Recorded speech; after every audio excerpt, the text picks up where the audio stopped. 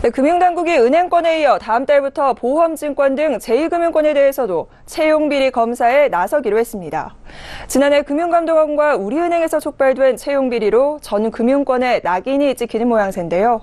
검찰 수사를 받고 있는 은행권은 여전히 채용비리 의혹을 전면 부인하고 있는데 제2금융권에서도 비슷한 의혹들이 제기될 경우 전 금융권에서 지리한 진실 공방이 벌어질 것으로 보입니다. 자세한 이야기 금융증권부 정훈규 기자와 이야기 나눠보겠습니다. 정 기자, 지난해 국정감사에서였죠. 심상정 정의당 의원이 우리은행 채용비리에 관해서 폭로를 했는데 이후 후폭풍이 굉장히 거세지고 있습니다. 이번에는 제2금융권까지 대상이 확대되는 모습인데요. 뚜렷한 정황이 포착이 된 겁니까? 네, 뚜렷한 혐의가 있어서 검사를 시작하는 것은 아닙니다. 금융당국은 앞서 지난해 10월과 11월 이금융권 회사들도 은행권과 함께 채용 시스템에 대한 자체 점검을 진행한 바 있습니다. 당시 각 금융회사 감사팀으로부터 관련 자료를 제출받았는데 은행권과 마찬가지로 이 금융권도 이상이 없다고 회신했습니다. 하지만 이후 금감원이 직접 나선 현장 점검 결과 금융회사들의 보고와 달리 은행권에서 총 22건의 채용비리 정황이 발견되면서 각 회사의 자체 감사 결과를 믿을 수 없게 된 겁니다. 특히 정부는 채용비리 사건을 심각하게 받아들이고 발본색원의 의지를 보이고 있는데요. 이낙연 국무총리가 최근 국무회의에서 채용비리가 은행권에만 있다고 볼 수 있는지 의문이라고 말한 것이 검사 대상을 확대하는 계기가 됐습니다. 심각한 청년 실업 속에 은행권의 금수저 채용이 국민들의 공분을 사고 있고 공정성을 중시하는 사회 분위기를 반영해 채용 비리를 들여다보는 시야를 더 넓힌 겁니다. 네, 검찰이 수사 중인 은행권의 경우에는 금융당국에서는 벌써 검사 결과에 자신을 하면서 CEO 해임론까지 거론이 되고 있는데요. 제2금융권의 경우에는 이 혐의를 인증하기까지가 쉽지 않을 것이다, 어려울 것이다라는 우려가 나오고 있습니다. 이유가 뭡니까? 네, 은행권에서 채용비리 혐의를 부인하고 있는 주된 논리는 민간 회사로서 할 수 있는 자율적인 경영 판단이었다는 것인데요.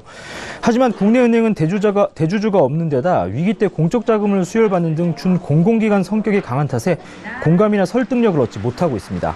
예를 들어 은행권 채용비리와 관련해 논란의 중심에 서 있는 김정태 하나금융회장이나 윤정규 KB금융회장 등은 오너가 아니라 주주의 대리인인데요.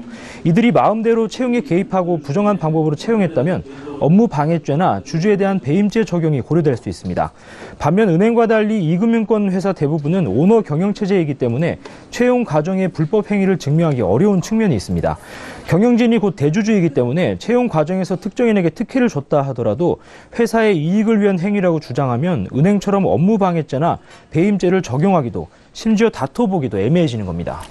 네, 어려움이 예상되기는 하지만 사실 정부에서는 채용비리 이대로 둘 수는 없다, 이런 기조를 보이고 있는 것 같은데요.